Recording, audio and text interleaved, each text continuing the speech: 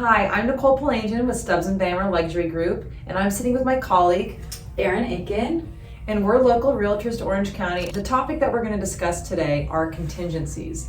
And the reason we feel they're so important is obviously the first thing you do when you get your offer accepted is that you're going to put in a deposit. You could literally put $1, but what our advice always is 3% of your earnest money deposit of the purchase price of the home. The reason you do that is because you, for the state of California, you can get liquidated damages if you back out after your contingencies are removed. So clients always ask, Nicole, Erin, I'm so scared to give you this deposit because what happens if we don't get our money back if we change our mind? What if something's wrong with the house? Well, that's why these contingencies are set forth to protect you to not lose that deposit. Once those contingencies are removed, yes, a seller could technically come after you for 3% liquidated damage of the purchase price of the offer. So Erin, what are contingencies? So there are 3 contingencies in the contract. So like Nicole said, these are the buyer protections. So the first contingency is your inspection contingency, or at least when I write up a contract, that's usually the first contingency, and it has the shortest amount of days in the contract, or at least that's how I write up the contract. And this is hiring our inspector, making sure that they come, do a full inspection of the property, find out, they wave their little red flag of any issues that might come up in the house. We might find a specialist if there's a plumbing issue or a mold issue, and we make sure that there's nothing major wrong with the house.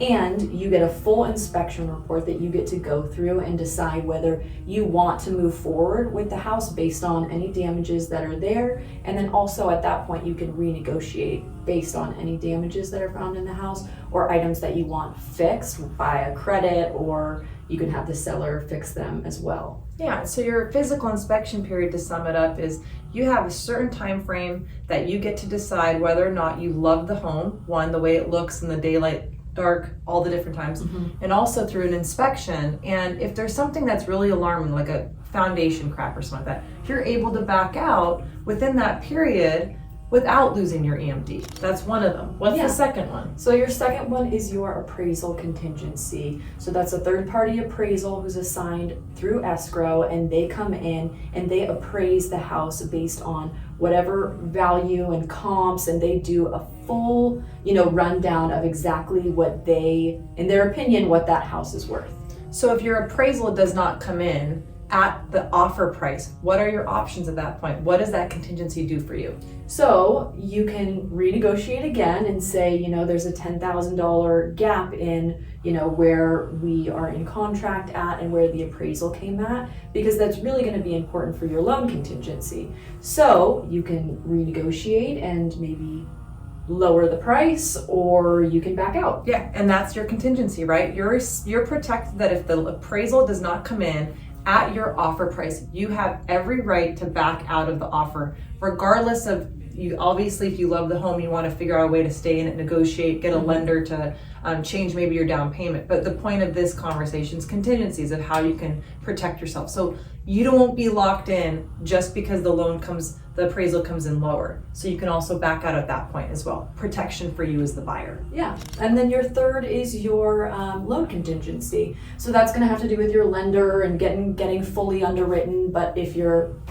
if you don't get approved for your loan, you don't get fully underwritten, then you can't buy the house. So. Yeah, so if you don't have a loan, you don't have to stay into the home. But that's also a contingency. And I think that's a really important one, because a lot of times too, lenders don't want to exactly say, yes, you're good to go, because there's a teeny percent chance that something at the very last minute could necessarily go wrong. But for it to be at that point, it's going to be a very rare occurrence. So you can definitely back out if you don't get that loan. Yeah. So it's a comfortable spot for a buyer to be in. And those are the main 3 contingencies. Obviously, HOA docs and all these other disclosures you can sign off of, but those are the ones that really protect the buyer. And what we like to do with our buyers, our clients that want to work with us, is we do buyer's consultations ahead of time so that you're aware and you feel comfortable with what contingencies are and your EMD and how much that is, and when you have to put that in. And so we want our clients to feel prepared and good about going into escrow and purchasing their first home and